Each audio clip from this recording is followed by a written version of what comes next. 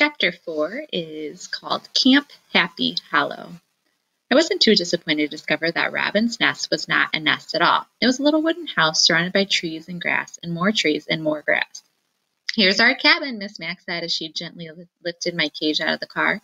"Looks nice," I said. My, the air smelled fresh, and I smelled something I'd never smelled before. It was the scent of something wild.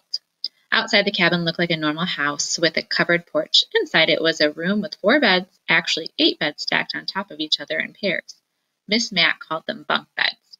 Everything was made of bare wood except for the red plaid curtains on the windows and the white sheets on the beds. "Enjoy the quiet," Miss Mac said after she had Og and me settled on a table by the window.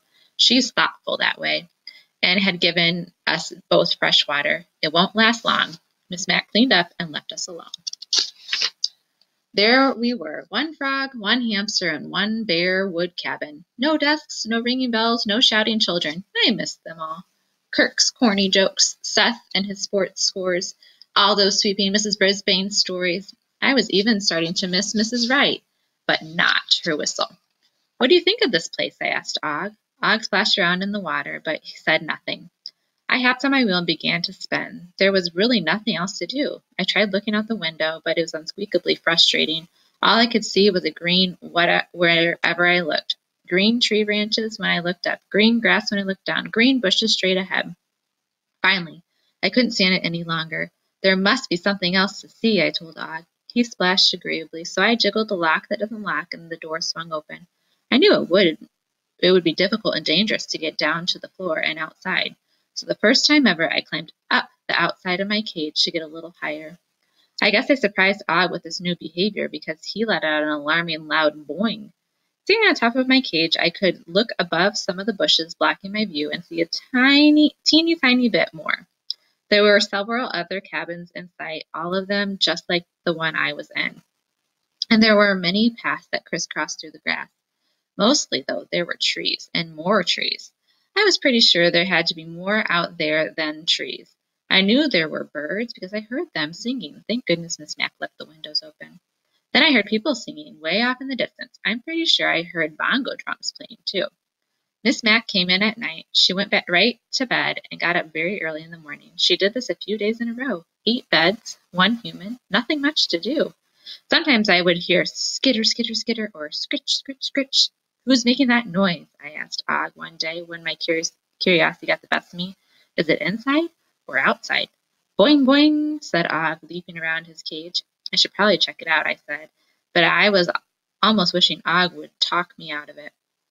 Skittering or scritching could be made by a number of different creatures, and some of them might not be too friendly. Still, I am a very curious hamster. Perhaps just a peek would ease my mind.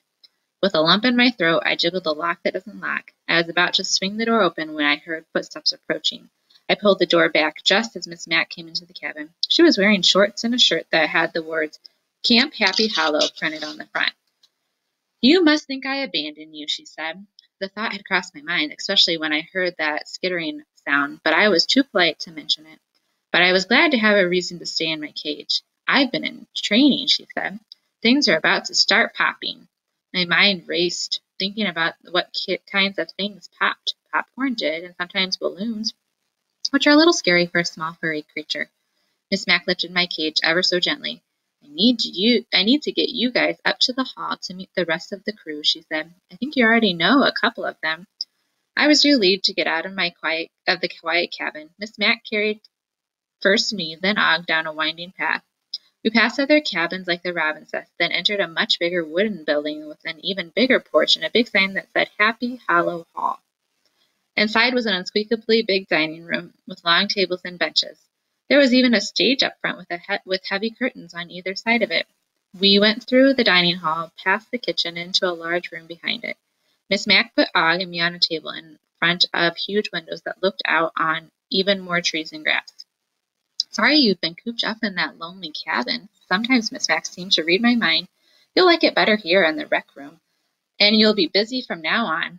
"Doing what?" I squeaked, but she had moved to the door where she was talking to someone.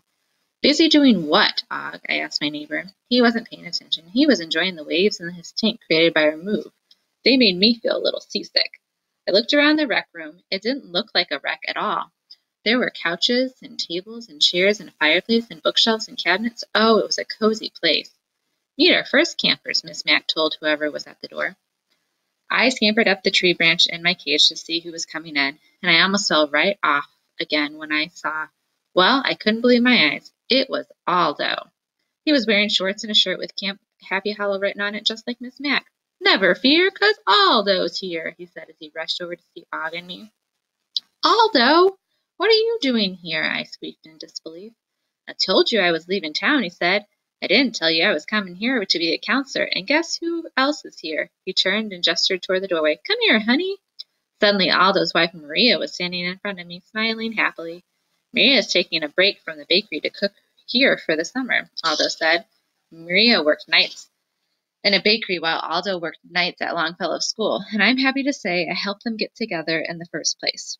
It will be the best camp food ever, Aldo assured us. You guys are lucky this recreation room is so close to the kitchen. Oh, so the rec room was really a rec room, a place for games and fun. And I'm lucky that Humphrey and Og are so close to me, Maria said with a twinkle in her eye. I have to do something with extra fruits and veggies. Yum, I do love fruits and veggies. Og, on the other paw, likes ickier things like crickets. More people came in. Miss Mac called them counselors. Some were grown-ups like Aldo, some were college students, and there were junior counselors who were high school age.